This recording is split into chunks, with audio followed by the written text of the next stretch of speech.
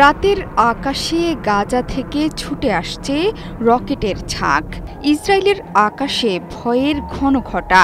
Siren বেজে উঠতেই দিক বিদিক ছুটছে ইসরায়েলের মানুষ। যে যেভাবে পারছে ছুটছেন নিরাপদ আশ্রয়ে। শত শত বোমা মেরেও দমানো যাচ্ছে না গাজার প্রতিরোধ যোদ্ধাদের। এই ঘটনায় প্রমাণ হলো এটি। সোমবার উত্তর গাজা থেকে ইসরায়েলে ছোড়া হয়েছে রকেট। ইসরায়েলের সামরিক বাহিনী জানিয়েছে ৩টি রকেট ছুটে এসেছে গাজার উত্তরাঞ্চল থেকে। ৩টিকেই প্রতিহত করার দাবি করেছে আইডিএফ। হামলার দায় স্বীকার করেছে ফিলিস্তিনের আরেক প্রতিরোধ বাহিনী।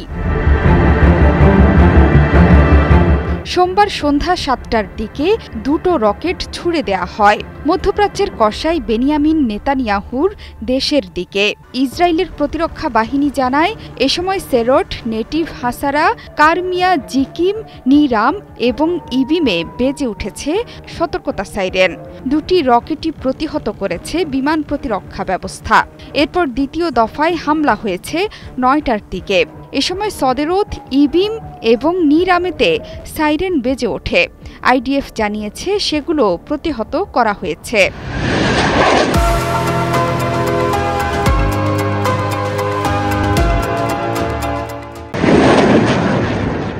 এর আগে বৃহস্পতিবার ইসরায়েলকে জবাব দিয়েছে ফিলিস্তিনের স্বাধীনতাকামী সংগঠন। ইসরায়েলের মধ্যাঞ্চলে ৩টি দূরপাল্লার রকেট ছুড়েছে তারা। শুক্রবার দক্ষিণ উপকূলীয় শহর আশকেলনে দুটো রকেট নিক্ষেপ করেছে সংগঠনটি। শুধু ফিলিস্তিনি নয়, গাজায় আগ্রাসনের প্রতিবাদে সবচেয়ে বেশি সরব ইয়েমেন বাহিনী। প্রতিদিনই ইসরায়েলকে লক্ষ্য করে হাইপারসনিক ব্যালিস্টিক ক্ষেপণাস্ত্র ছুড়েছে সংগঠনটি। ইসরায়েলের বিমানবন্দর থেকে শুরু করে লোহিত সাগরে মার্কিন বিমানবাহী রণতরী এবং এর আশপাশের যুদ্ধজাহাজ সবকিছুকেই লক্ষ্যবস্তু বানাচ্ছে ইয়েমেন বাহিনী।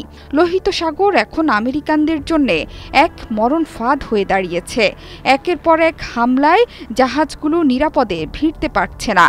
পশ্চিমাদের বেশিরভাগ জাহাজই রাস্তা বদলে ফেলেছে ইয়েমেন বাহিনীর হামলার কারণে।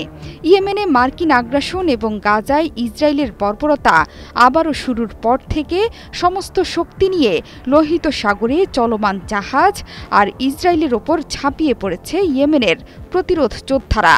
যতক্ষণ পর্যন্ত ফিলিস্তিনের নিরীহ মানুষদের ওপর আগ্রাসন চালাবে পশ্চিমারা, ততক্ষণ পর্যন্ত এমন শক্ত জবাব দেওয়ার অঙ্গীকার করেছে ইয়েমেনের প্রতিরোধ যোদ্ধারা।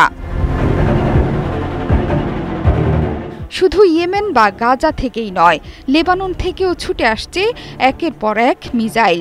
সেখানে যুদ্ধের ডাক দিয়েছেন দেশের প্রধানমন্ত্রী। লেবাননে পাল্টা আগ্রাসন চালাচ্ছে বেনিয়ামিন নেতানিয়াহুর সরকার। সেখানে রীতিমতো যুদ্ধের সাজে প্রস্তুতি নিয়েছে লেবাননের সরকার।